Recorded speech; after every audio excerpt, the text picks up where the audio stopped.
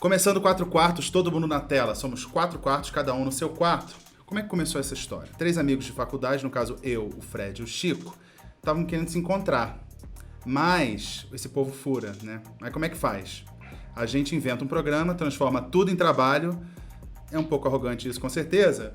Levemente deprimente, porque, né, você precisa marcar, inventar um programa para começar. Mas esse foi o jeito que a gente arrumou. Hoje temos aqui, tem que fazer as apresentações. Quem segue o canal da Coluna do Garrone me conhece, mas eu tenho que apresentar essas pessoas maravilhosas que estão aqui comigo.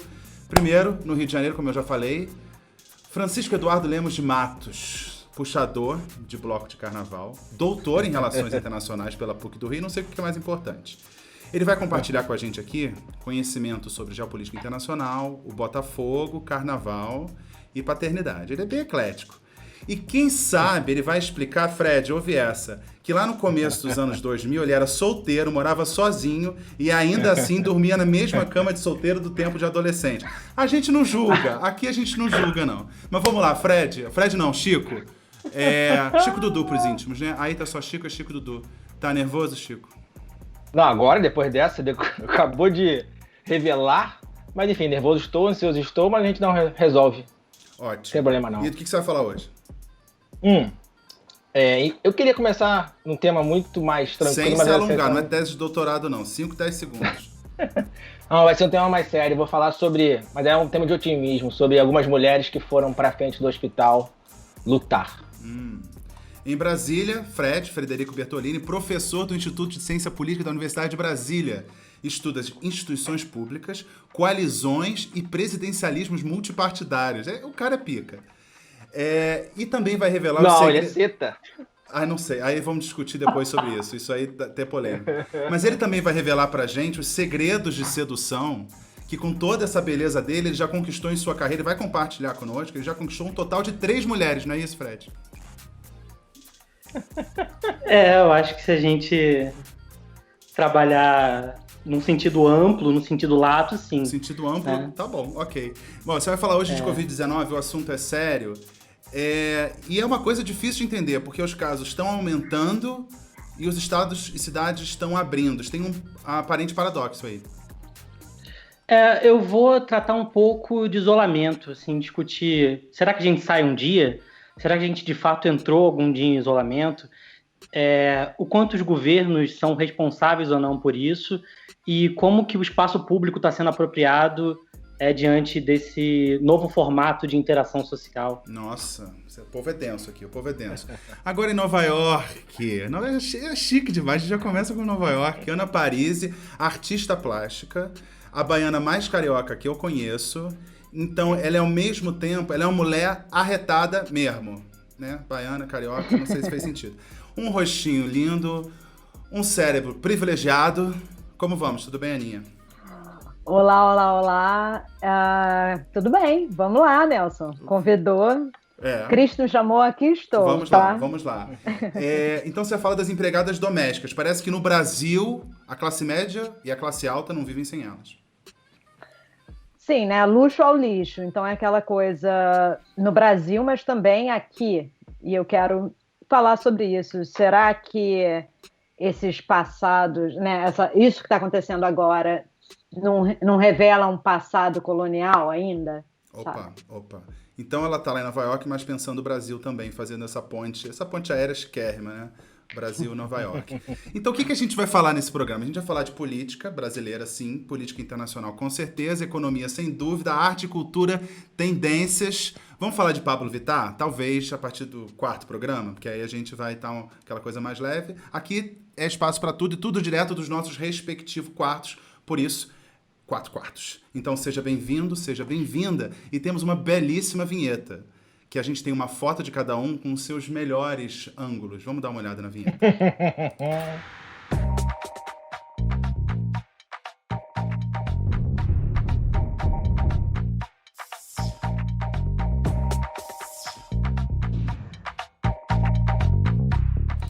Gostaram da vinheta? Chiquérrimo. Então, primeiro eu tenho que compartilhar aqui uma dificuldade, porque eu tenho cabeça de jornalista e para fazer isso aqui tem método, mas essas pessoas aqui não têm método. A Ana é do campo das artes, o povo é da academia. A academia que eu frequento é a academia para levantar peso, é o máximo que eu entendo de academia. Mas vamos lá. Tá tranquilo? Acabou o nervosismo? Vamos lá. Tá bom? Então vamos lá. Eu acho que a gente podia começar, tentar enganchando um assunto no outro. Vamos começar com um assunto que o Fred trouxe. Que, Fred, a gente não teve, como você falou, a gente não teve isolamento, né? E o que eu acho muito interessante, e tem um discurso que a gente vê muito na imprensa, por exemplo, que no início era aquela coisa terrorista. Não pode sair de casa, que absurdo. Isso quando estava ali restrito a poucas cidades ou a poucos estados. Agora a pandemia está em todos os estados, todas as cidades, e agora o discurso é outro. Apesar da gravidade estar maior, o discurso é: vamos abrir com aquele cuidado, vamos higienizar as mãos. Enquanto tinha aquele terrorismo no início, onde a situação era, a princípio, melhor, agora a situação piorou e tá esse discurso de vamos abrir e tal. Só que a gente não teve isolamento de fato, né? Ou teve muito tímido no início, né? A gente começou com essa situação de preocupação social fortíssima, como você comentou. Começou fazendo um isolamento muito severo em vários estados do Brasil, mas em um dado momento as coisas começaram a mudar. Eu trouxe um gráfico. Não, primeiro tem que dizer... Não, eu vou... Esse gráfico... Não, tem que ter um alerta aí, porque esse gráfico... Eu chamei de eletrocardiograma, porque eu não entendi. Eu não entendi, mas aí temos um professor... Somos dois, né? Pelo amor... E olha que sim. Então, eu vou rodar o gráfico aqui. Então, só para explicar, tá todo mundo na sua casa e eu tô fazendo a parte operacional aqui. Então, eu rodo o gráfico, eu corto e tal. Então, assim, desculpa qualquer coisa, tá? Já tô pedindo dá licença se tiver algum erro, se eu cortar o áudio de alguém. Então, já tô pedindo desculpa. Então, vamos lá. Fred, vai lá, tá aí no ar. Explica pra gente o que é isso. Bacana. Isso é um eletrocardiograma, gente. Tá tudo bem? Como é que tá? Foi o seu check-up? É isso. Não tem bate? segredo nenhum. Vocês estavam certos. Não tinha dado nenhum sobre atividades e mobilidade. Mentira. Então, esse gráfico é parte de um trabalho que eu estou desenvolvendo com outros autores sobre efeitos governamentais no isolamento, efeitos na questão fiscal. Aí é um papo meio chato para a gente ter aqui, eu juro que a gente não vai entrar nele, mas ele é de fato intrigante e ele explica um pouco essa contradição que o Nelson falou sobre abre, fecha, governadores pressionados, né? E isso explica um pouco essa contradição. Mas me conta essas linhas aí, porque você tá... O que é isso? O que então, é isso? Vamos chegar lá. Vamos lá. Tá coloridinho, tá bonito, mas eu não tô entendendo, não. Tem vários... Esse gráfico eu vou pedir pro Nelson depois colocar um link para vocês. Ele é parte de uma reportagem de um artigo que eu publiquei hoje lá no Jota, que trata exatamente da questão fiscal e do isolamento. Lá eu postei para todos os estados brasileiros, mas aí eu juntei tudo e fiz um gráfico só para o Brasil para ficar mais simples. E agora está super simples, como vocês podem ver. Super! Nossa! Então, o que esse gráfico está indicando? O que são essas linhas coloridas aí? O Google, ele pega dados, ele coleta dados em relação à mobilidade dos indivíduos, né? Às vezes inclusive você tem a opção de marcar lá, dizendo que não quer, que não quer compartilhar com o Google, enfim. Ele coleta dados sobre a mobilidade dos indivíduos. E diante da pandemia, o que ele tem feito para auxiliar no controle do isolamento e da mobilidade social e da mobilidade urbana, da mobilidade no espaço urbano, ele tem coletado esses dados e organizado para permitir a gente mensurar o quanto que as pessoas estão realizando mais determinadas atividades ou deixando de realizar essas atividades. Então, essas 4 linhas são... Vou botar de novo aqui. Vou botar de novo aqui porque eu tinha saído. Você tirou, tá. Vou voltar. Tudo bem. É complicado o negócio. Tá lá. Essas 4 linhas são o percentual de atividade num determinado mês, ou ao longo do mês. O dado é semanal, é ao longo da semana, né? Então, o eixo X, aquele que anda assim, né? Assim não, que a gente não tá te vendo, é horizontal. Horizontal. Ah, tá, horizontal. ele indica os meses, ou seja, ele é a passagem do tempo. Aham. E no eixo vertical, você tem o nível de atividade. Aí eu peguei 4 atividades diferentes para a gente simplificar. A linhazinha azul, ela é a manutenção das pessoas nas residências. Que tá ali caindo ligeiramente a cada mês. A cada mês, mas eu vou chegar lá. A linha verde, lanchonetes e farmácias. Subindo. A linha vermelha, estações de transporte. E a linha roxa, varejo e recreação. Então, a linha azul, de forma geral, é as pessoas estando em casa. E as outras linhas são as pessoas fora de casa. Até o dia 24 de março, vocês podem ver, a gente teve lá fevereiro, ainda no início, muito confuso. Chega o início de março, e aí uma queda vertiginosa das pessoas na rua. Ou seja, as linhas que não são azuis, a linha verde, a linha roxa e a linha vermelhada, elas vão lá para baixo. Isso significa uma variação negativa nessas atividades. Ou seja, as pessoas se trancaram em casa. E o que é 24 de março? É uma rua. O que é 24 de Não, março? é 25. Não, piada de tiozão tá bravo. O que é 24? Por que Dia 24 essa de março acontece uma coisa muito intrigante que eu queria que vocês vissem. Ok, Não. vou botar aqui. O vírus chegou, está sendo enfrentado por nós e brevemente passará. Nossa vida tem que continuar. Os empregos devem ser mantidos. O sustento das famílias deve ser preservado.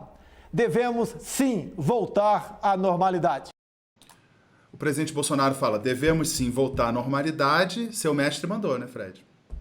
E todo mundo volta à normalidade, ou muita gente volta à normalidade. Você- Uma vírgula aí. Agora, Todo deixa eu mundo fazer não. uma pergunta pro Chico. Ai, não, mulheres primeiro. Tá bom, posso fazer. Tá bom, vou fazer a pergunta pra você. Você acha que Agora também diante não quero. dessa análise do gráfico, e o Fred marcou muito bem a fala do presidente Bolsonaro falando voltem à normalidade. Você acha que isso atribui culpa ao presidente? Ai, Nelson, sinceramente, qualquer coisa nesse exato momento no Brasil, para mim, ao meu ver, na minha perspectiva, atribui culpa ao presidente. Então, assim, eu sou muito... A minha perspectiva é muito viesada, eu sou... Enfim, tá? Atribui sim. Mas o que eu queria falar, né, que você me interrompeu, mas enfim, tá tudo certo, eu queria perguntar pro Fred se isso é tipo como o contact tracing que tem aqui, que é o rastreamento de contato que tem no seu celular, é isso? É similar. Várias empresas têm tecnologias distintas para fazer o mesmo tipo de controle sobre a movimentação das pessoas, sobre a mobilidade. Tá, então isso me leva a uma outra pergunta que é... Mas e quem não ligou o seu negocinho no celular? Como é que fica? Como é que fica isso com relação aos dados que você está apresentando? A ideia é que você tem uma amostra que é censurada, que a gente chama. Ou seja, a gente não pode dizer que os dados sejam completamente representativos, porque a gente não sabe exatamente o perfil das pessoas que transitou ou não. É amostra? Mas como não é exatamente uma amostra, é um conjunto de... É o que a gente chamaria de amostra censurada, sei lá. Não é uma amostra, porque não foi intencionalmente selecionado. Ou seja, as pessoas elas se auto-selecionam, teoricamente, por... desmarcando ou marcando lá a caixinha do Google e tal. Mas o fato é que o conjunto de dados é bastante grande, então, assim, ele é um dado bacana. Ele não é o melhor dado do mundo, mas ele provavelmente é o melhor dado que a gente tem para medir isso. Por isso que os trabalhos têm usado esses dados de mobilidade do Google. Eu não sei exatamente os detalhes técnicos da coleta desse dado, mas ele tem sido um padrão de utilização em vários trabalhos acadêmicos. Assim, a gente tem confiado nesse dado, ele é um dado bacana, um dado bom. Agora, eu fiz a pergunta para Ana, eu vou jogar para o Chico, que a Ana falou, é culpa do presidente, sim. Agora, Chico, eu fico até pensando, que é Chico Dudu, essa pessoa é doutor, professor na faculdade. O professor Chico Dudu, isso eu nunca vou entender, mas tudo bem. Que eu falei, qual o nome que eu ponho aqui? Aí ele falou, Chico Dudu. Eu falei assim, Francisco Eduardo de Lemos Matos, esse é embaixador, mas tudo bem, ele prefere Chico Dudu, vamos nessa. A Ana tá com esse olhar aí que ela já descreveu, eu não vou tentar reproduzir. Mas, pesquisa da Folha mostra que 47% das pessoas não acham que tem culpa do presidente nessa história. E 41% acham que ele é um dos culpados e 11% acham que ele é o culpado. Sua análise, professor doutor? Ótimo, jogou na Copa dos Leões. Rapidamente, eu concordo com a Ana, absolutamente. Primeiro de tudo, meu posicionamento ou minha análise nunca é neutra, e qualquer um que te diga que uma análise é neutra, ela está te enganando. Ou seja, eu sei consciente dos meus limites da minha análise, para começar. Então, parte de um posicionamento que vai ser prioritariamente bastante crítico com tudo que esse presidente faz, até porque ele é alguém que promulga políticas fascistas, sem menor dúvida. Então, quando ele diz para as pessoas que as pessoas podem sair, e o gráfico do Fred mostra que as pessoas vão e saem, ele está praticando um ato extremamente irresponsável, e esse número de aumento de casos é devido, obviamente, a uma política, uma narrativa e uma política do atual presidente, sem sombra de dúvida. E aí agora a gente tem essa pesquisa do Datafolha, que ela, na verdade, para mim, ela me traduz que o auxílio emergencial, que deveria ser realizado de forma muito mais perene, ter se transformado em uma renda básica universal, que já tem projetos rolando pelo mundo que funciona e acontece, mas que esse auxílio emergencial, que ele só queria dar 200, e que o Congresso que subiu para 600. Não, deixa eu fazer uma ressalva aí, porque a princípio a proposta do Paulo Guedes não era nem 200. Era volta para casa, segura o seu emprego sem salário. Essa era a proposta original.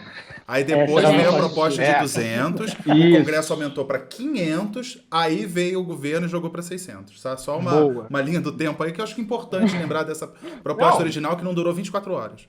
Você é mais crítico do que eu, adorei. Não, isso é informação, não é opinião. É fato. Não, perfeito. Porque as pessoas hoje criticam a informação. Informação é informação, amigo. Não tem como contestar. E a fonte é o Paulo Guedes. Foi ele que falou. Ele que propôs. Não é... Esse cara, meu Deus do céu. Tá. Mas depois a gente conversa sobre ele. Ou não, preferível. Mas o detalhe é que agora essa pesquisa está retratando essas pessoas que ganharam esses R$600. E esses R$600 que complementa também o Bolsa Família, que ele sempre negou, dizendo que era voto eleitoreiro, que era para absorver votos. Então, para mim, a percepção desse aumento que é devido, sim, ao auxílio emergencial, que deveria se transformar em renda básica, mas que também não podemos deixar de falar que a gente tem uma população que, baseada em privilégios, ao mesmo tempo que é uma população que não teve a menor... não foi retirada de um espaço eu não sei se eu quero usar essa palavra, mas enfim, num espaço onde políticas fascistas são representativas, que se asseveram, que acontecem, então você tem no Brasil uns 30% que são bolsonaristas mesmo, que acha que, por exemplo, casamento entre duas pessoas do mesmo gênero não pode. Então, assim, nesses 47, você vai ter os bolsonaristas de carteirinha mesmo e o pessoal que foi ajudado, né? Tá bom, então resumindo, você acha que tem gente que vai apoiar, seja qual for o que ele fizer, e gente que sentiu o dinheirinho no bolso e o senso crítico passou de lado, ou então não tem nem... Eu acho que não tem nem tempo para ter senso crítico, né? Você tá preocupado com a sobrevivência, né? Então... Amigo, os caras... e assim, as pessoas estão morrendo de fome por aí, R$600 é muita coisa no Brasil. É muita coisa. Eu vou aproveitar e chamar a pauta da Ana, né? A pauta, né? Agora tá... É coisa de jornalista, Chique. Né? A pauta. Chique. Porque você quer falar das empregadas domésticas, Ana? Sim. Que tem primeiro, compartilhar esse fenômeno, que era, no início... Eu não sei se você acompanha nesse nível as coisas aqui, mas aquela atriz, a Isis Valverde... Logo quando começou a quarentena, fez um stories que tava lá na cozinha e tal, e apareceu a empregada atrás. E foi uma condenação, foi cancelada, né, pra falar. Foi cancelada e tal. Só que aí se passaram 5 meses e agora as pessoas que estavam criticando estão vendo que vai fazer o quê? Vai ficar pagando o salário da empregada 5 meses sem ela trabalhar? Não pode. Eu não concordo com isso. Aqui em casa, por exemplo, a gente não tem e manteve o pagamento da diarista, apesar dela não vir.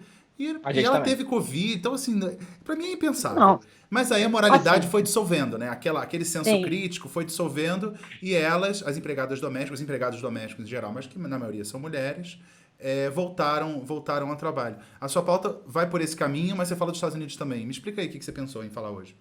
Não, então, eu escolhi essa pauta para hoje porque, sinceramente, eu ainda não digeri a morte do menino Miguel, né? que, para contextualizar, ele é filho da empregada doméstica da Sara Corte Real, e que, enfim, foi deixado no elevador, eventualmente encontrou um vão, caiu e morreu. Lá, então, no, para mim, no Recife. Em Recife, Então, assim, eu quis, com essa pauta, trazer duas questões. Primeiro, jogar para vocês a questão que é o luxo, né? Que é o luxo e o privilégio de poder arcar com uma empregada vindo na sua casa no meio de uma pandemia, a maior pandemia da história, né? Se não a maior, a segunda. Mas... E a questão de, tipo, quais são as consequências, as polêmicas acerca dessa questão desse luxo, porque é um luxo, né? Porque, na realidade, todo mundo pode limpar a própria casa, fazer a própria comida, sabe? Claro, ok, demanda uma organização quando você está tendo que cuidar do filho ou trabalhar de casa. Sim, demanda uma organização. Mas, em países fora do Brasil, isso é algo muito comum. Mas aí nos Estados Unidos, por exemplo, que é um país de renda alta, mas você tem empregadas domésticas geralmente estrangeiras. Vê se eu estou errado. Geralmente. Imigrantes, imigrantes e de lugares geralmente específicos. latinos. Ou do Sudeste Asiático também é muito comum. Sim. Então aí você teve esse movimento, você percebeu isso. Eu não sei se você circula com pessoas que têm empregado doméstico, porque empregado doméstico nos Estados Unidos é uma coisa incomum. Eu não sei se você tem esse tipo de vivência aí. Não, assim, até tenho. Não por conviver com essas pessoas, né, super high class, Upper East Side, mas por trabalhar, né, eu trabalho aqui como assistente de uma artista plástica, uma pintora, e ela tem uma empregada, entendeu? Que eu acho que é da Colômbia. E se afastou em algum período ou não? Eu não sei, porque ela está trabalhando agora do estúdio dela, que ela tem upstate, né, que é no norte aqui do estado de Nova York. Então, eu não sei se a empregada está indo ou não. Esse caso específico dela, eu não sei. O que eu sei é que aqui continua, você vai num parque, né, ainda mais agora, mais para o final mais para perto de onde a gente está no histórico da pandemia. Você vai num parque e você vê, sim, uma babá latina com uma criança branca. Então, isso ainda acontece, sabe? E obviamente, sem distanciamento social, óbvio, né? Você está cuidando da criança, não tem como ter cuidado com distanciamento, né? Não dá. Volta aqui, Chico. Não dá. Pois é. Mas... E aquela questão, né? Que o Brasil tem, sei lá, 92% das trabalhadoras domésticas são mulheres, são negras. Então, essa questão do luxo, do privilégio, tá? Nesse caso, o privilégio branco, de ter uma empregada em um momento de pandemia. Eu queria jogar essa bola, deixa eu ver aqui, eu queria jogar essa bola pro Frederico. Chamou de Frederico. Caramba. Quando é Frederico é sério, né? Só sua mãe que chama assim. E a Ana? E eu me chamo assim também. Fala, uai. Não, então, tá bom. Do alto do privilégio branco, como é que de tá fato. na sua casa? Tá com empregada? Tá limpando banheiro? Não. Na minha casa, a gente tá tendo muita dificuldade com a criança pequena e limpando do jeito que dá. Entendo. A gente eventualmente tinha um cara que vinha. Não, é diferente, né? Era um homem. Ai, que diferente. O Vando. Gente, legal. O Vando. Ele não cantava pra gente. Borbulhas? Não, ele é apóstolo numa igreja, que é um cargo acima do pastor, eu acho, né? Quer dizer, depende da denominação, enfim. Isso é pauta para outro dia. Foco. Mas o importante é que... Não, eu acho que, nesse caso, assim, a gente tem, especialmente no Brasil, a gente não se questiona muito nesse dilema moral de ter alguém trabalhando para você e fazendo coisas que você simplesmente não quer fazer. E você tem condições de pagar alguém para fazer. Mas a gente não tem esse dilema moral, porque de alguma forma a gente internalizou que era ok, que era bacana. E o que a pandemia fez a gente reavaliar foi justamente esse dilema moral, porque ele adquiriu um outro status, esse dilema moral. Porque Mas você não está só... dilema moral? É um dilema moral ou é uma herança de uma escravidão, de uma época colonial no Brasil? Posso intervir? Pode. É porque existe uma coisa histórica aí, mas tem uma coisa que a pandemia é algo sazonal. Esperamos que seja sazonal. Então você incluiu um ingrediente risco para essa pessoa. Porque provavelmente, se você tem uma empregada doméstica em casa, como é que ela vai até a sua casa? Ela tá exposta. Ela está exposta. Então você tem assim, um privilégio nesse sentido também. O privilégio do isolamento e o privilégio de não ter que pegar transporte público. E ela não vai ter isso. Mas essa tem estrutura... Não, e essa estrutura você já meio que internalizou, você normalizou essa estrutura. Então, passa a não ser mais tanto um dilema moral. Ah, vou chamar alguém para limpar, não vou chamar...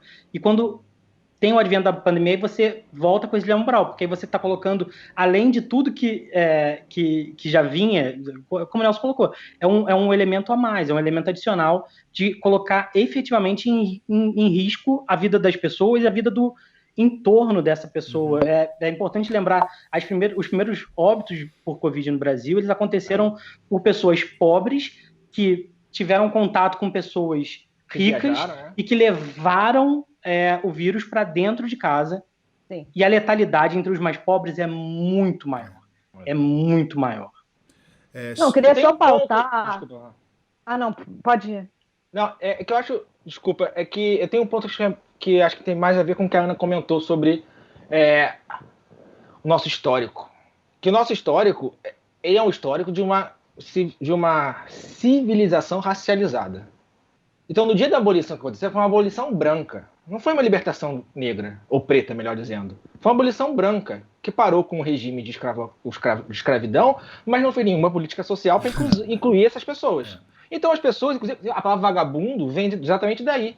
Vem de pessoas pretas que estavam na rua vagando porque não tinham emprego, então se criou-se, inclusive, uma lei para prender essas pessoas que estavam vagabundeando na rua. Então, assim, aí essas pessoas vão ter o quê? Trabalhos precarizados ao longo do tempo. Então, e aí eu concordo com o Fred, esse trabalho precarizado é uma estrutura que a gente não reflete. Então, a gente tem que se desestabilizar. Eu acho que aqui, no nosso convívio, assim, nos nossos amigos, até porque eu cancelei metade dos meus amigos, antes de 2018, eu cancelei geral, foda-se. Cancelei até primo e que se foda. Enfim, tem um ou outro bolsonarista que eu falo que tem assim, cara, pô, já tá arrependido, fez merda. Mas radical. Já temos aqui uma pessoa que já temos como radical. É isso mesmo. Assim, eu vou conversar. É isso mesmo. Eu vou conversar com os caras, por exemplo, o entregador do Uber Eats, que votou no Bolsonaro, mas por quê? Porque ele acha que o bandido bom é o bandido morto. Mas por que ele acha que o bandido bom é o bandido morto? Porque ele nunca parou para... Eu vou interromper, porque a gente tem que cuidar dele. Porque a gente vai estar falando de renascentismo. Não, mas eu ia chegar. E vai ficar falando mal do Bolsonaro, que não é espaço para ficar falando mal do Bolsonaro. Tem uma pauta que a gente segue. Se você conseguir encaixar, até tudo bem, mas a Ana vai trazer uma pauta aqui sobre Andy Warhol. Ele fala, Bolsonaro... Tudo que o Caravaggio pintava, o Bolsonaro destruiu tudo que o Caravaggio pintava, entendeu? Ele não gostaria de Caravaggio, exatamente. Eu só quero... Não, o que eu quero dar com esse exemplo é só o seguinte, eu vou terminar aqui. É que existe uma galera que não parou para pensar e não vai pensar tão cedo, que vive no privilégio. E aí, não sei se é um debate moral mais... Eu não sei nem se é um debate moral alguma vez. Na realidade, é uma cegueira, né? É uma cegueira. Você não vê, não percebe o seu privilégio de poder ter a Silvana, não sei quem, vindo na sua casa, sabe? Que é um absurdo. Acho que foi Deus que criou, né? Deus criou homem, a mulher e depois a empregada doméstica. Exato. Não, é aquela coisa, tipo assim, depois o horóscopo. Ela tá bem, sabe? Então, ela pode vir e tá tudo certo. Não, calma aí, essa pessoa tá vindo como? Qual o transporte que ela tá usando? Quais são as condições? Como é que é a casa dela? Como é a comunidade onde ela... Sabe? Então, tem vários fatores que não se ela são pegar, colocados. como é que ela vai conseguir se ela pegar, né? Aonde ela vai se tratar? Porque o Rico vai pro Copa Dora aqui, né? Tá tranquilo. Vamos seguir, porque senão a gente vai ficar nessa pauta eternamente. E a gente inventou um negócio aqui, antes de seguir para a próxima pauta, que vai ser a do Chico, e aí você vai ver que ele vai encaixar um Bolsonaro na pauta. Se ele vai encaixar um Bolsonaro na pauta. Né? Ele vai encaixar, vocês vão ver. Vamos falar sobre xadrez, estratégia de jogo de xadrez, ele vai falar o Bolsonaro. Mas a gente vai ter uma coisa aqui, para a gente entender um pouco mais das pessoas, fugindo um pouco da pauta, que é o que a gente inventou aqui, que é um objeto, uma história. E aí, cada um de nós, por semana, quem estiver aqui, lembrando que somos nós 4, tem mais a Mariana Quintanilha em Los Angeles e o Diogo lá em Bogotá, que vão entrar nesse rodízio aqui. E cada um vai trazer um objeto por semana. E vai contar uma história curiosa por trás daquele objeto. Quem quer começar? Crise na Gávea. Ai, Nelson, eu quero que você comece. Boa. É isso, Tá bom. pronto. Não, é porque eu falei antes pra ela que meu objeto é em homenagem à Ana. Eu quero saber, eu tô curiosa. Olha. Então, eu queria fazer um suspense. Vou pegar aqui um pano. Eu tenho um pano de chroma key. E eu vou cobrir aqui pra fazer um suspense, ó. O que será esse objeto? Cara, ela é uma artista plástica, deve ser uma arte. Não vou me enrolar, não, senão a gente vai ficar horas falando aqui. Isso aqui não é um jogo de mistério. É uma homenagem Nem à amigo Ana. oculto, né? Ai, vai pastar. Que é um ursinho. Ela, como é artista plástica. Como é artista plástica, eu trouxe aqui o ursinho do Romero Brito. Babaca você. Não, Cara, adorei. Mas Mas aqui tem que contar a história. Tem que contar a história. Não é assim um objeto, uma provocação. É um objeto, uma história. E a história, eu acho muito engraçado que diz muito sobre o Romero Brito, por isso que eu trouxe, porque tem essa história daquela mulher que se sentiu insultada em nome dos funcionários e quebrou aquele coração. Isso aqui não custou o preço que aquilo custou. Isso aqui eu comprei no Panamá, num stand, dentro de um shopping. E ele é 1 entre 4 mil, então assim, uma coisa assim, super exclusiva. E eu comprei justamente como um deboche, porque eu guardava isso aqui no banheiro. Então, se eu botar uma obra de arte no banheiro, era um deboche. Então, eu tenho um Romero Brito em casa. Original. Venenoso. Eu tenho um Romero Brito, tá bom? Então, esse é meu objeto, uma história. Vamos mais um objeto? Vamos mais um objeto, depois a gente continua. Estarei mandando, tá? No Gerúndio Melo, estarei mandando uma obra para sua casa a jato para substituir. Por favor. Mas é que estava até guardado, porque eu não deixo aqui não. Mas foi só para te provocar. Então vai, Ana, qual é o seu objeto? Então, eu tenho uma mania de toda vez que eu vou ao museu comprar um negocinho, né? Então é o postal, não sei o quê, mas aí eu descobri que tem esta marca aqui, chamada Kickerland, que faz esses bichinhos, eles são chamados de critters. Como? Eu não tenho embocadura para falar isso. Não tem critters. Ou criaturas. E cada um se mexe e anda de uma maneira diferente. Então, um robô? Assim, é uma aranha? Ele é chamado de... Ele é aquela, nessa da corda, aí ele anda. Entendi. Eu posso até tentar fazer aqui, vamos lá. Vai cair. Não, vai cair essa câmera. A gente ficou aqui testando o ângulo. Não dá pra fazer na mão? Não, dá. Ó. Tá. Ai. Ele se mexe, ele anda, enfim. Tá bom. Né? Aqui. Então vamos fazer uma votação preliminar. Fred e Chico, qual objeto vocês preferiram? Óbvio que é o dela. Porra. Ai, obrigada.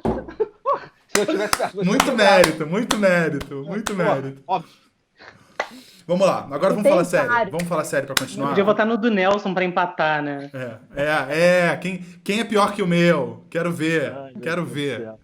Não, você vai ser cancelado hoje no final do programa. Óbvio. Vamos lá, vamos seguir. E aí a dificuldade de a gente falar de um assunto leve e ir para um assunto sério. Vamos lá, Chico, sua pauta para falar mal do Bolsonaro. Não, a questão é nem falando, na verdade o Bolsonaro passa, obviamente, a reboque, mas acho legal a gente começar pelo vídeo. Tá bom, vou rodar, calma aí, segura aí. Tá rodando aí o vídeo do Recife. Pode falar. Vai avisar quando acabar? Pode falar. Não, tá rodando, pode falar, Chico. Não, tá rodando? Não, ótimo. Esse vídeo, eu acho que ele foi contextualizando. Eu não quero falar do evento em si, que já foi divulgado, né, por todo mundo, mas todo mundo sabe do estupro de uma menina de 10 anos de idade pelo tio. Todo mundo sabe já que um grupo, que eu não chamo mais de grupo, e eu acho que é importante falar, são extremistas neopentecostais que foram para a porta do hospital chamar a menina de assassina. Tinha católico também, Chico. Pentecostal, beleza. Mas eu digo, o neopentecostal, na minha leitura, é uma leitura um pouco mais ampla desse mundo religioso, mas tem razão. Enfim, então esse pessoal foi para lá. Não sei em tentativa de evitar qualquer coisa do tipo, mas e aquilo foi tão trágico, eu fiquei mal, fiquei muito mal. Eu olhava para minha filha, umas 2, 3 vezes eu olhei e eu chorei quando eu olhava para minha filha, que tem 2 anos e meio. No final do dia, soltaram esse vídeo que vocês estão vendo aí agora. E esse vídeo me encheu de otimismo. E eu queria focar nesse vídeo, não naquele grupo grotesco extremista religioso. Porque esse vídeo nos mostra que a gente está lutando. A gente vídeo... Quem é essa primeira pessoa? Esse que eu vou chegar agora. É um vídeo que mostra que mulheres, e na sua maioria preta, vão ocupar o espaço público, estão se organizando e não vão voltar atrás. Então, assim, não adianta mais as pessoas imaginarem que o LGBT vai voltar para o armário. Não vai, acabou. Eu queria ser advogado do diabo aqui, posso? Eu já estava pensando, mas vamos lá, vai lá. Eu não sei se vocês se lembram, acho que foi 2015, tá? Pode ser 2014, que teve o estupro coletivo. Eu ia chegar lá. Lembra disso? Então, eu fui nessa manifestação, em frente à Alerj, e tinha Alerj, mulher Assembleia preta... Legislativa do Rio de Janeiro. Isso. Obrigada. Tinha mulheres pretas ocupando espaço, com cartazes, berrando, gritando. Passam-se os anos, a história se repete. Então, assim, não é nenhuma questão para mim de vamos discutir a questão do estupro ou do aborto, enfim, até porque, enfim, né? Cada um tem a sua perspectiva, ok, mas o Estado tem um posicionamento. Sim. Eu acho que o grande problema nessa questão é que o Estado, a decisão do Estado não está sendo respeitada e não vem sendo respeitada há anos. Entende? Sim. Então... Esse é o segundo ponto que é extremamente importante. É que eu estou querendo focar muito na capacidade, na possibilidade dos movimentos de irem, lutarem, resistirem. Eu acho que a gente tem que olhar, e tem aquela música do Amarelo, né, que ele tem uma frase, deixa eu só citar essa frase no final, que quem canta é o Pablo Vittar. Quando você falou, eu falei, eu vou falar do Pablo Vittar. Que bom, então não vamos esperar até o quarto programa para falar do Pablo vai ser Vittar. hoje. A Pablo Vittar, a Pablo, perdão. Não, a Pablo, a Maju, não tem esse problema, não tem ofensas. Ela não reclama? Porque é Pablo no CPF, ela mas se a apresenta, mas não personagem reclama. Pablo. Acho que é mais não binário do que alguma coisa.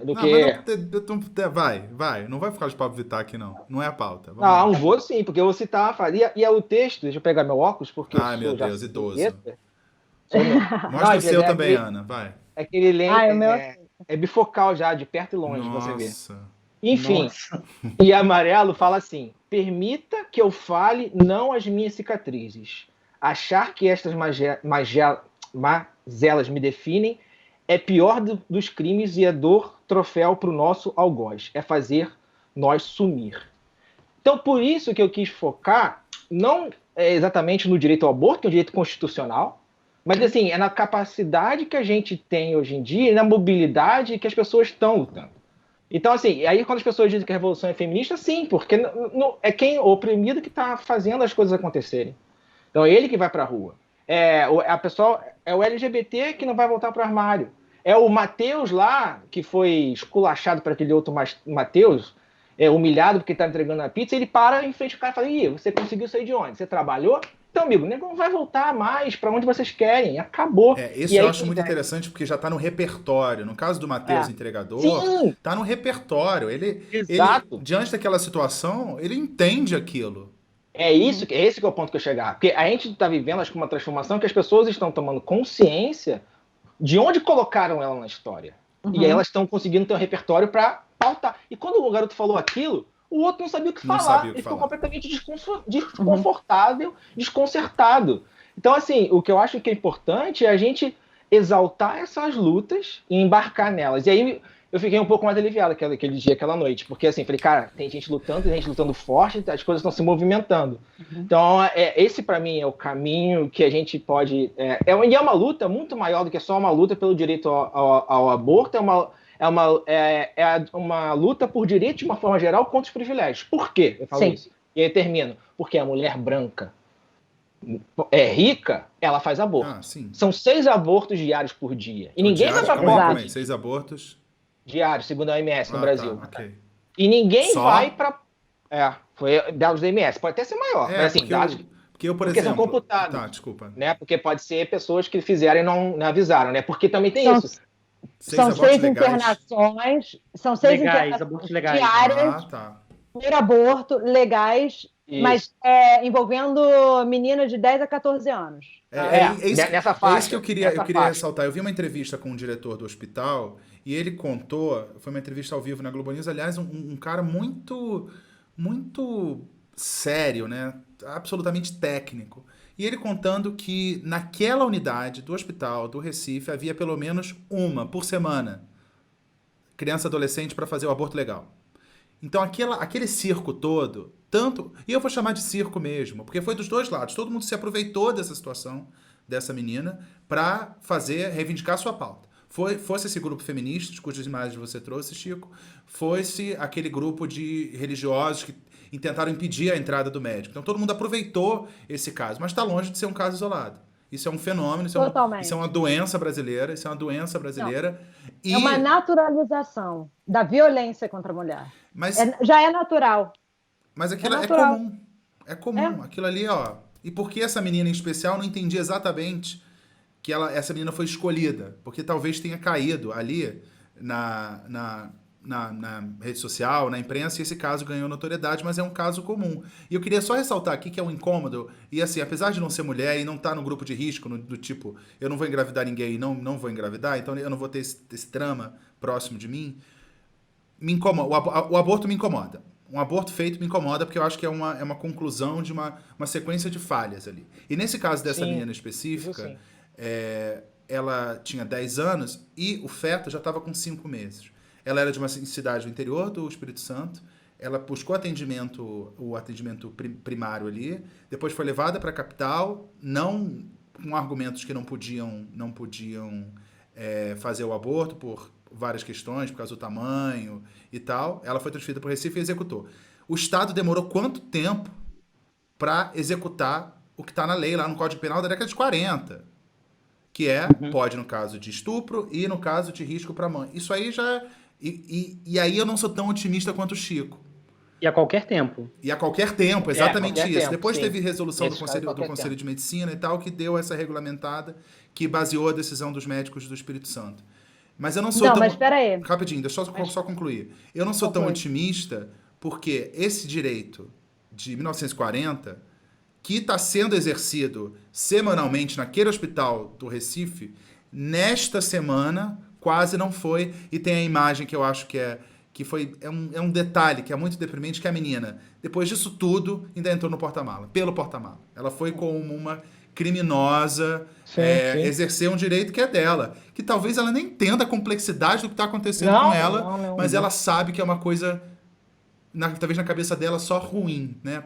Na cabeça dela simples, eu imagino, uma menina do interior do Espírito Santo, é uma coisa ruim, que ela nem consegue entender ainda. E foi tratada como uma criminosa, e ali, esteticamente, era uma criminosa, porque quem anda na mala de carro é fugitivo. Sim. Não, e assim... Já até esqueci o que eu ia falar, mas não interessa. Não, tá tudo errado nessa história. Para começar, que assim, não era para ninguém saber sobre essa menina. Muito menos o nome, muito menos o nome. Tá no ECA, no Estatuto da Criança e do Adolescente, entendeu? Que o Bolsonaro queria acabar, lembra? Não lembro disso. Promessa de campanha. Do Bolsonaro. Tá vendo? Lá, já puxou sardinha. Sardinha não, pelo amor de Deus, joga essa coisa fora. Mas, enfim, tipo, já tá tudo errado. Não era para ter tido o nome divulgado, número 1. Número 2, quem divulgou? Sara Winter, Sara Giromini, esqueci, não sei. Com tornozeleira eletrônica. Com tornozeleira eletrônica, que não deveria estar nem perto de um computador. Né? Ela foi banida do Twitter. Essa que é a idiosincrasia. Ela teve a conta dela... restringida pelo Supremo. Aí uma coisa vai lá abrir outra. Qual é a diferença? Exato. Pois é. Aí ela abriu um canal no YouTube, que já caiu também. Tá tudo errado. Então, eu acho que a questão, esse caso dessa menina, né, que depois virou uma mobilização do movimento feminista e do movimento preto também, tem vários buracos aí. Tipo, prisão domiciliar funciona no Brasil? Supremacia masculina. Fundamentalismo religioso. Sei lá, vamos ver. Sabe, são várias questões da nossa legislação, lei, Estado laico e tal, não sei o quê, que não estão resolvidas e que, aparentemente, não vão ser resolvidas tão cedo, né? Isso eu não sou nada otimista. Tem o caminho do judiciário. Tem o caminho do judiciário, está na pauta do judiciário, por exemplo. É uma maneira meio enviesada de descriminalizar o aborto, que é você não prender a mulher que fizer aborto até a 12ª semana. Ao não prender a mulher que faz aborto até a 12ª semana, se o STF assim desejar, está na pauta da Rosa Weber, cabe a ela apresentar, você na prática descriminaliza o aborto até 12 semanas. Então tem esse caminho do judiciário.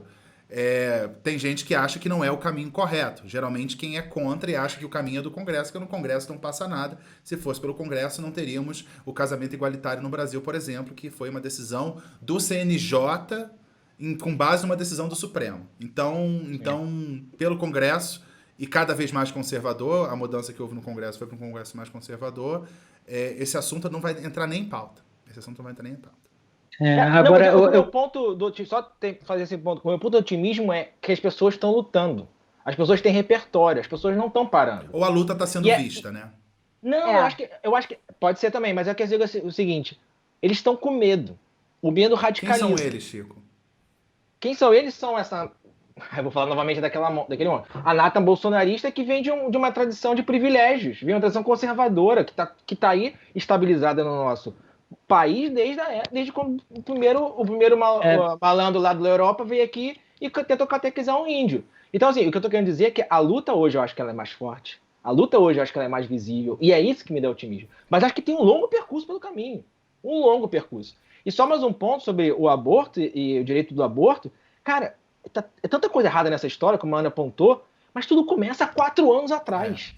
Não, a mina tem uma coisa. 4 anos. Eu vou só jogar pro Isso Fred, mas tem uma coisa que ainda me chocou ainda mais, que divulgaram um vídeo do estuprador, e ele falava, antes de se entregar, falava que tinha que fazer exame no avô e no outro tio. Ou seja, segundo a denúncia desse estuprador, cuja palavra também não tem muita força, mas há essa possibilidade de não ser um único violador nessa história, o que deixa a história... Eu acho uma coisa horrorosa. Fred, sua opinião. Porque, assim, só em relação ao conservadorismo, porque embora o conservadorismo, de fato, ele reforce uma estrutura de privilégios, ele não necessariamente é uma bandeira dos privilegiados. Então, isso é um ponto importante para entender de que forma que está esse teatro de guerra aí na rua e na esfera pública, e de que forma está esse embate entre progressistas e conservadores. Então, é importante pensar que essa galera que se opõe, essa galera que vai para a porta, é uma galera que representa um contingente relativamente grande de pessoas, e que sentem justamente nesses direitos, nesse aumento de direitos, nesse avanço por direitos, uma ameaça ao seu próprio estilo de vida. Então, é interessante a gente entender um pouco isso. Nem que seja entender para combater, que seja, ou para identificar perspectivas, mas é um contingente grande de pessoas e que não necessariamente são privilegiadas, muito pelo contrário. Eu vou deixar a última palavra com às vezes mais pobre. Desculpa. Não, só pra gente encerrar, porque a gente tem mais uma pauta, porque a gente se comprometeu a ficar dentro de 1 hora aqui para não exaurir as pessoas. Eu vou deixar a última palavra com a Ana, mas eu queria só fazer uma pontuação, que é quando a gente fala em conservador, essas pessoas não são conservadoras.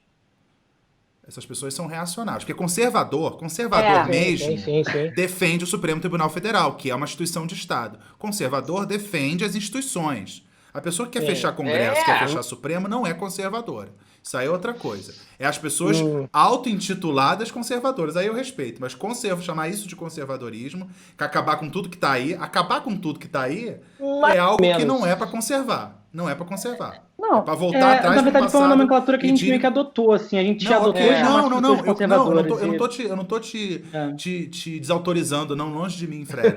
É só para deixar isso bem claro, porque existe o conservador. Foi eu.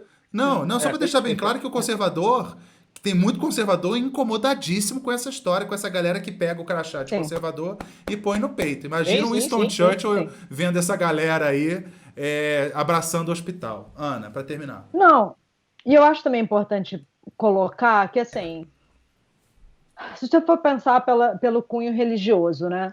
Ok, tem várias pessoas de várias crenças no Brasil que não apoiam o aborto, acham que é algo demoníaco, enfim, bababi, bababá, já sabemos essa história. Mas que aceitam as denominações e do Estado.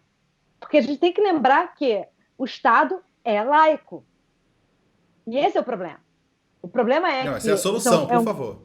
Não. Não, pra eles não. Não. Depende pra quem. Peraí. Não, o Estado laico é maravilhoso, mas o problema é um grupo conservador que esquece. Sim, não aceita, né? Esquece. Tipo, não aceita, esquece. Tipo assim, eu vou fazer o que eu acho que eu tenho que fazer porque a minha religião, que não sei o que, não sei o que lá. Calma. Você pode não acreditar, você pode ter as suas opiniões, mas no que tange a lei e o exercício da lei, o Estado é laico. Mas tem um espaço aí para navegar que o argumento que se usa é de que algum tipo de constrangimento à opinião da pessoa seria algum tipo de intolerância religiosa. Então você fica nessa briga aí entre liberdade de expressão. Eu não tô falando que eu defendo a cara do Chico, já tá puto. Nossa, Eu não tô falando que eu tô defendendo. Eu só tô tentando compartilhar os argumentos que eu ouço. Pronto, vamos terminar isso aqui, porque senão não vai dar tempo de eu falar.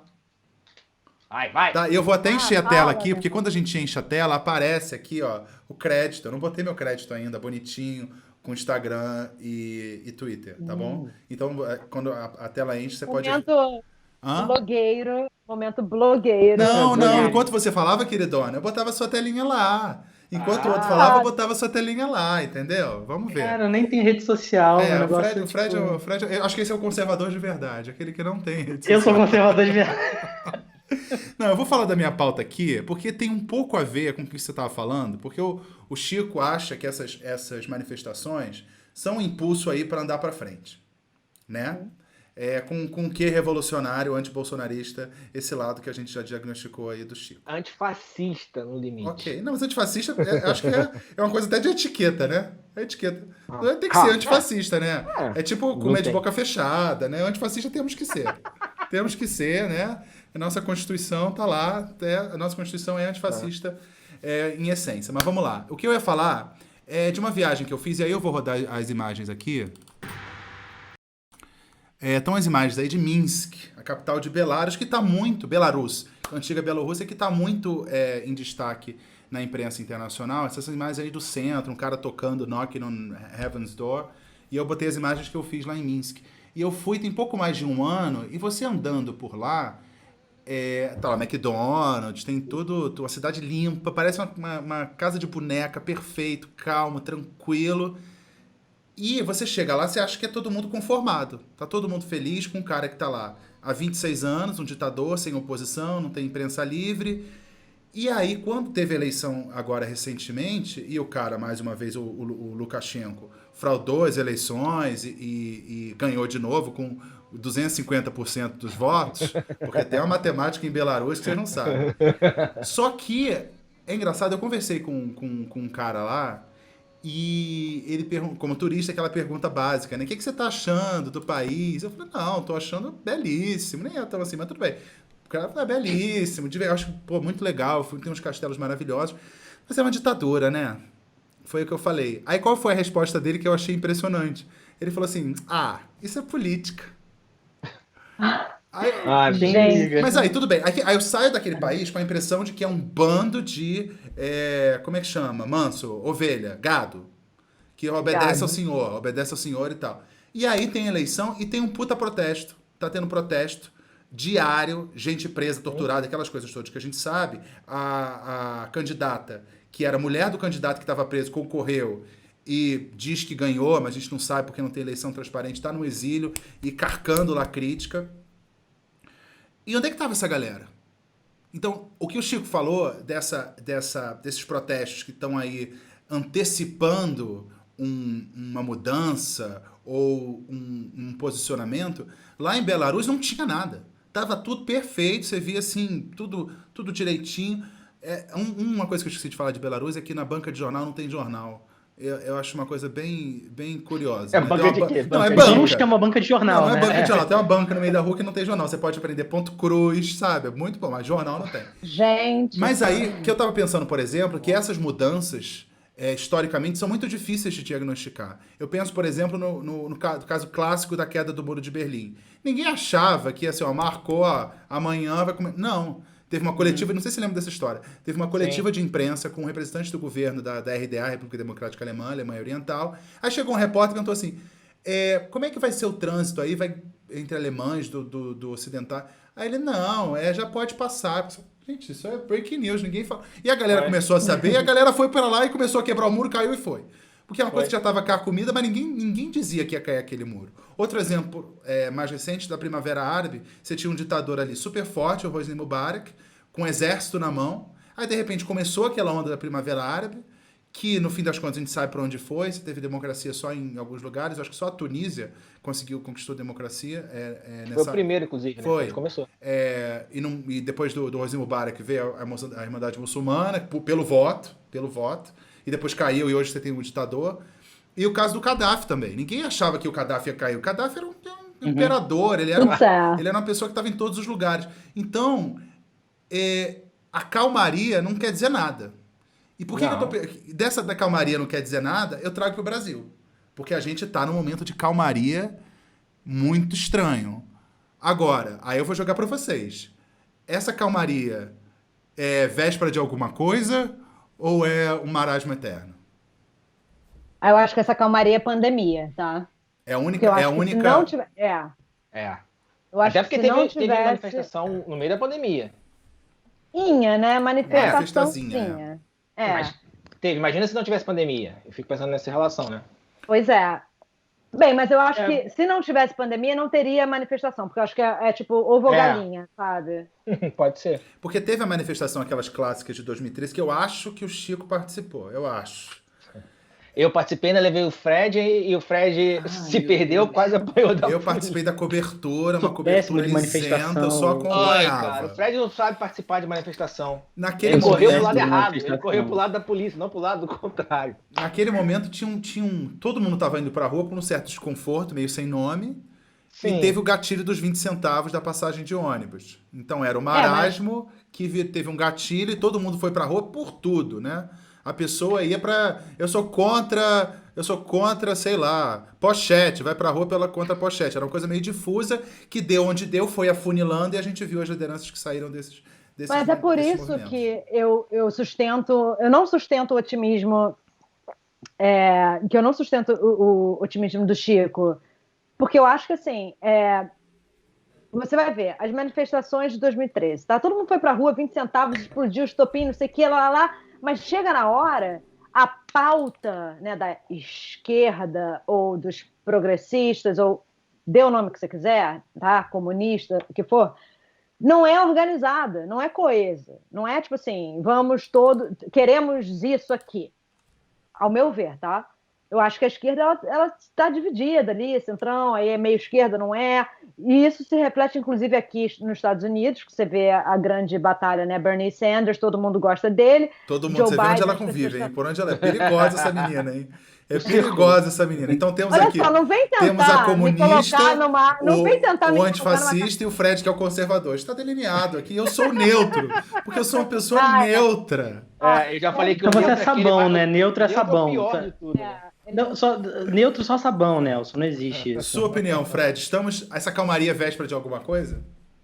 Tem um conceito neonacionalista que eu acho bem interessante, que é a ideia de critical juncture, assim, que é justamente esse tipo de encruzilhada histórica, assim, um conjunto de fenômenos que sucede, que às vezes tem componentes aleatórios fortes e que gera outros desdobramentos. Você comentou 2013, 2013 foi talvez onde nasceram esses movimentos que agora foram para a porta do hospital constranger a menina.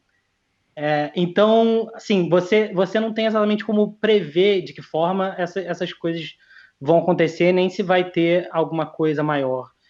Cientista político nunca pode fazer previsão sob pena de estar incorrendo nos maiores erros possíveis. Mas aí cabe ao jornalista provocar. Então essa é a minha função aqui, é tentar extrair... Então, não, e eu sou um conservador da história, né? Se eu você sou conservador da história, né? Não é isso? Eu não sou conservador da história, então eu não vou apostar minhas fichas em lugar nenhum, assim. Ele faz amor de eu só acho que a gente tem que ter atenção a essa história, assim, de como os direitos, de como o avanço em direitos, de como o combate a essas estruturas vigentes, ela, de alguma forma, criou ou reforçou o que Pippa Norris chama de cultural backlash, a ideia, assim, de vamos lutar contra essas coisas assim que estão ameaçando a gente. Eu super retrógrado, reacionário, e tem a questão do espaço das ruas, que aí eu volto um pouco para minha pauta, que eu acabei não terminando de falar dessa coisa do espaço das ruas, que é a contradição que a Ana falou, assim, parte da possibilidade das pessoas perceberem o quão inepto é o governo foi a pandemia, ou o quão eventualmente criminoso possa ter sido em alguns momentos foi a pandemia. E é isso que impede que os grupos que acreditam que existe de fato um problema sério de saúde pública possam ir para a rua. Então isso atrapalha e ao mesmo tempo foi um pouco o estopim. Eu não sei de fato se a situação está fervendo tanto nesse momento que mais de 100 mil pessoas morreram, da mesma forma que estava quando morreram 1.000, ou quando a gente percebeu que iam morrer 100 mil. Então as pessoas começaram a se anestesiar, as pessoas começaram a sair cada vez mais. O meu gráfico mostra um ponto de inflexão bizarro no dia 24 de março. Tudo bem, mas as pessoas continuaram saindo de casa. E a falta de perspectiva de deixar o isolamento acaba fazendo com que elas deixem o isolamento antes do que deveriam. Quem nunca deixar o isolamento. Não, eu tenho 2 pontos. Que eu não falei isso, tema aí. Senão você vai ficar 2 horas aqui, a gente tem que ter não, cadência. Assim, o que eu tenho é o seguinte, é engraçado que eu sou pessimista, mas eu tô otimista hoje, mas enfim, minha história é ao contrário.